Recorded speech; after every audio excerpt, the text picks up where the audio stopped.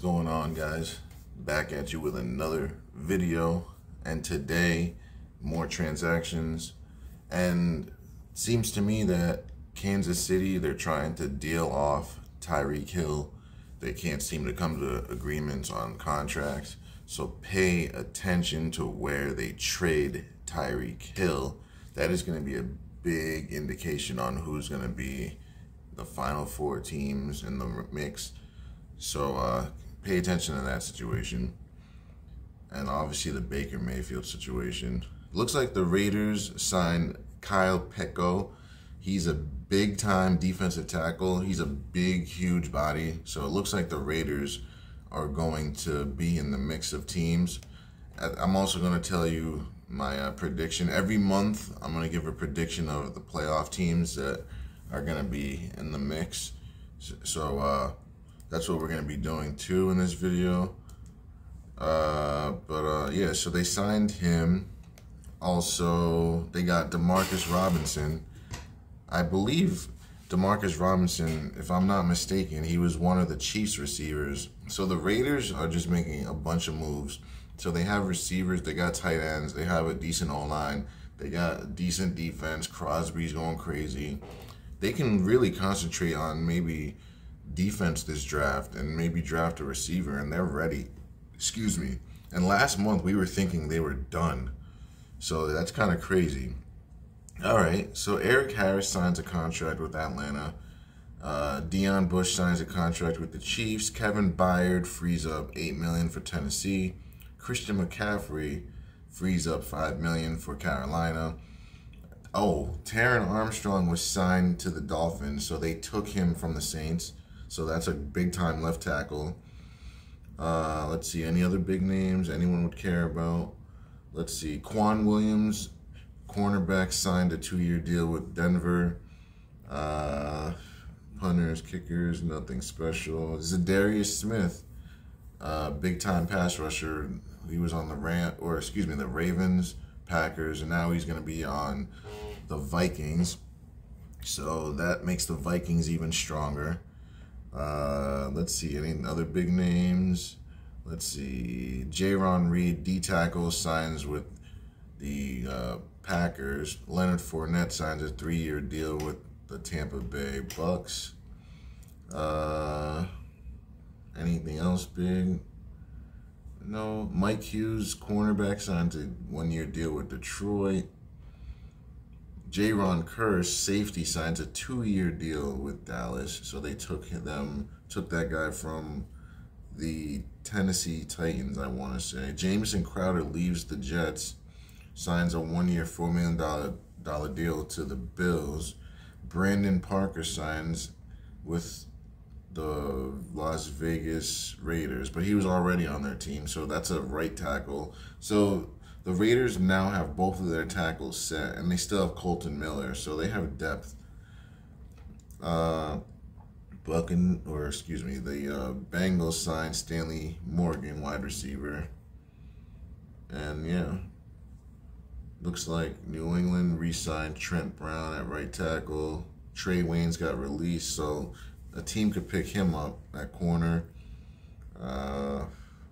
Zach Pascal, that's a starting receiver for the Colts, got signed by the Philadelphia Eagles. So Matt Ryan is down another receiver. So I don't know why everyone thinks Michael Pittman is so good. He was their #1 receiver and ranked 85th in the league.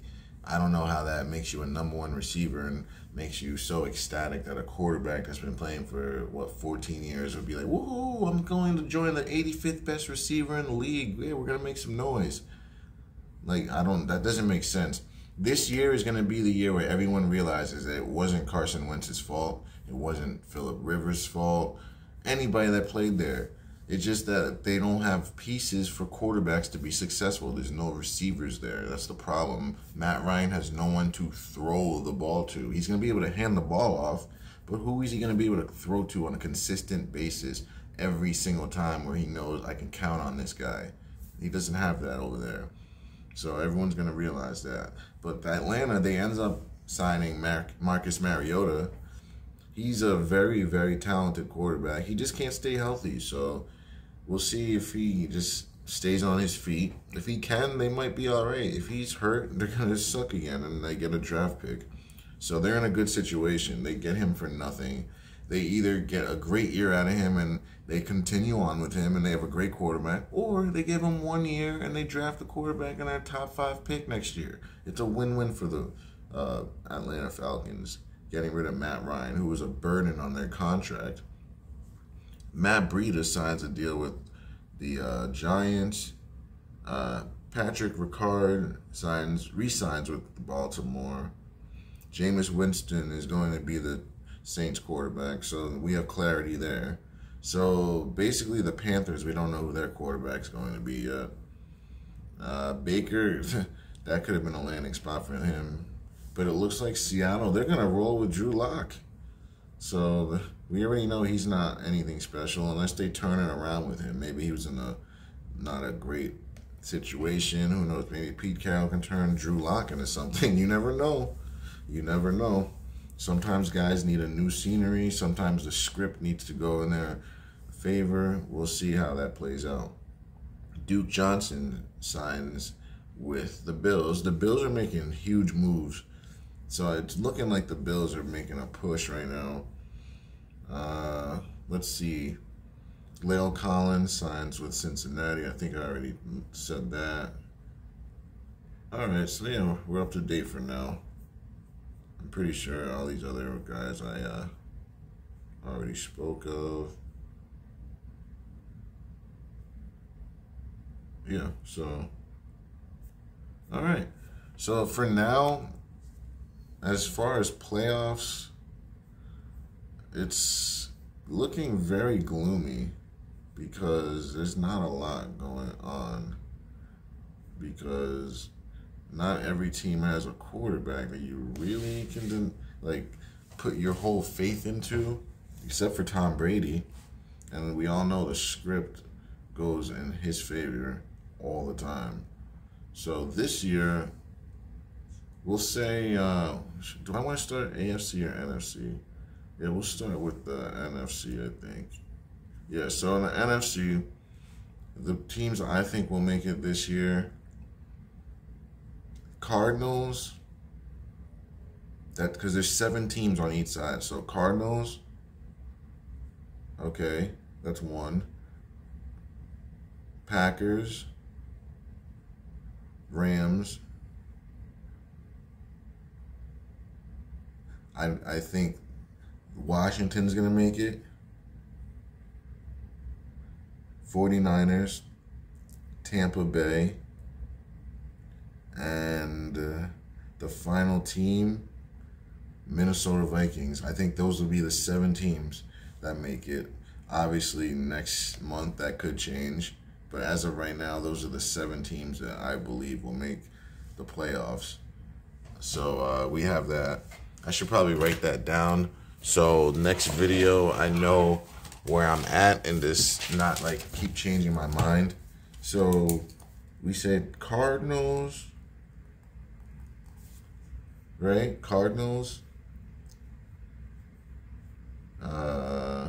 Yeah, Cardinals, Packers, Rams, Vikings,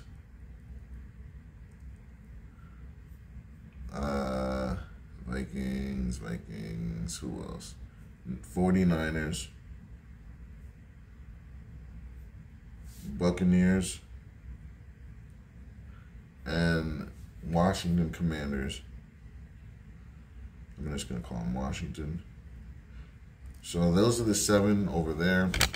And in the AFC, the stronger, tougher division, but obviously that doesn't even matter. We'll say the Titans will make it just because their division is weak. So Titans, let's see. Titans will make it. The Chargers, I think Chargers, that whole division is going to make it, honestly. That's why they made it 7 teams, so that whole division can make it if they're good enough. So Titans, Chargers, Raiders, Chiefs.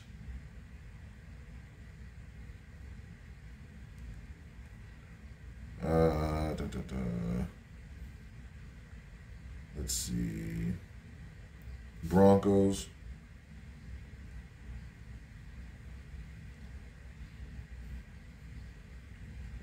Bengals. And the Bills. That's this year. The only reason I don't think the Browns are gonna make it is because Deshaun Watson's gonna be out possibly 8 games. So like, I don't think they're gonna be able to recover from that, and he's gonna come back and he's gonna have to get used to his team. I just don't know if he's gonna overcome it this year. It's possible. This could change.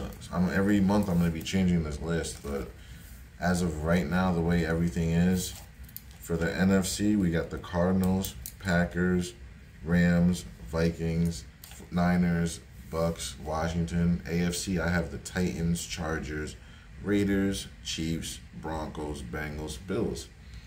And yeah, we'll keep it like that until the next video.